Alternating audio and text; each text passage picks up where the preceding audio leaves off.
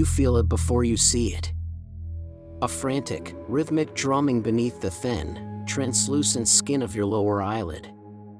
It is a rebellion of the orbicularis oculi, a muscle no larger than a prayer, yet it suddenly possesses a cruel will of its own. It pulses with the desperate urgency of a moth trapped against a dusty window pane, its wings battering relentlessly against the glass. This is not a choice. It is a biological seizure in miniature, a frantic, involuntary Morse code signaling that the human machine is beginning to fray at the edges. The clinical name is myokymia, a term that sounds far too elegant for such a grotesque betrayal of the self. Beneath the surface, your motor neurons are firing without permission, leaking rogue electrical impulses like sparks from a cracked battery. They are overstimulated, drowned in a corrosive cocktail of cortisol and synthetic alertness.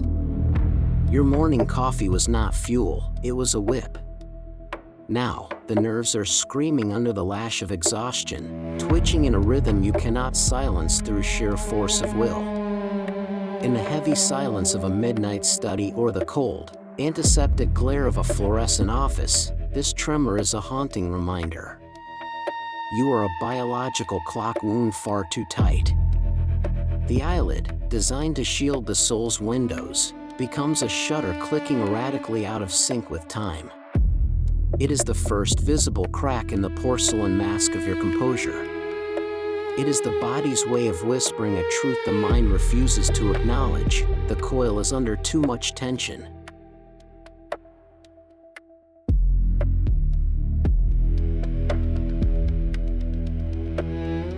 The synapse is a microscopic abyss, a chasm across which your thoughts leap like desperate acrobats. To move a muscle, the brain releases a flood of acetylcholine, a chemical key that unlocks the gates of motion. But in the scorched earth of a stressed mind, the lock is jammed. The off switch has been corroded by a lack of restorative silence. Your nerves are no longer transmitting clear commands, they are leaking. It is a chemical haunting, where the ghosts of ancient fight or flight responses linger long after the predator has left the room. Consider the humble magnesium ion, the silent guardian of your cellular peace. In the dark academia of your biology, magnesium acts as the heavy velvet curtain that keeps the stage quiet between acts. When you are depleted, hollowed out by caffeine, sleep deprivation, and the relentless grind of the modern machine, that curtain is shredded. Without it, calcium floods the gates unchecked. The muscle becomes hyperexcitable, a frantic instrument played by a ghost. It is a biological short circuit, a physical manifestation of a system running on empty. You try to ignore it, rubbing the weary skin, but you cannot touch the source. The twitch is buried deep within the electrochemical soup of your being. It is the sound of a battery that has been drained of its life force, yet continues to spark in the dark.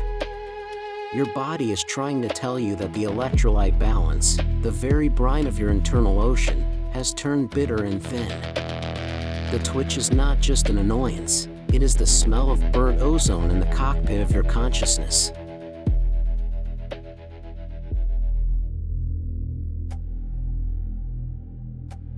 The modern world is a predator that hunts in the blue light.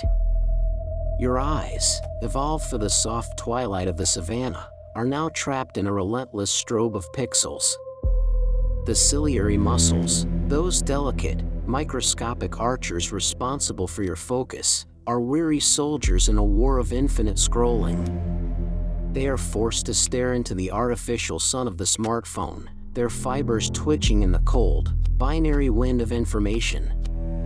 Your vision is not merely blurred by fatigue, it is heavy with the psychic weight of 1,000 unread demands. To compensate, you reach for the alchemist's poison, caffeine. It is a master of disguise, mimicking the molecule of sleep, adenosine, and plugging the holes in your consciousness like hot wax in a leaking dam. But the pressure of exhaustion does not vanish, it only builds behind the eyes.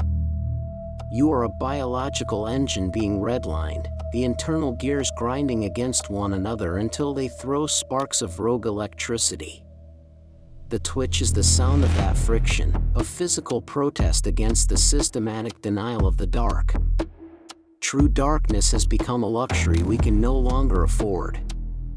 We have traded the rhythmic, lunar tides of the circadian rhythm for the jagged, neon pulse of the notification. Your eyelid is the first to surrender, a white flag waving in a frantic, spasming rhythm. It is a primal demand for a return to the soil, to the silence, and to the long-forgotten art of closing one's eyes and seeing absolutely nothing. Until then, the ghost in the machine will continue to rattle its cage.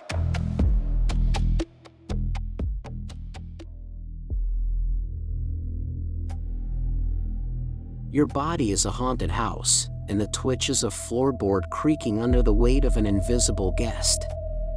It is not merely an ailment, it is a confession. We treat it with artificial drops and forced darkness, hoping to silence the messenger, yet we ignore the frantic message written in the rhythmic spasms of our own skin. The twitch is the body's final, desperate attempt to scream through the silence of a modern soul.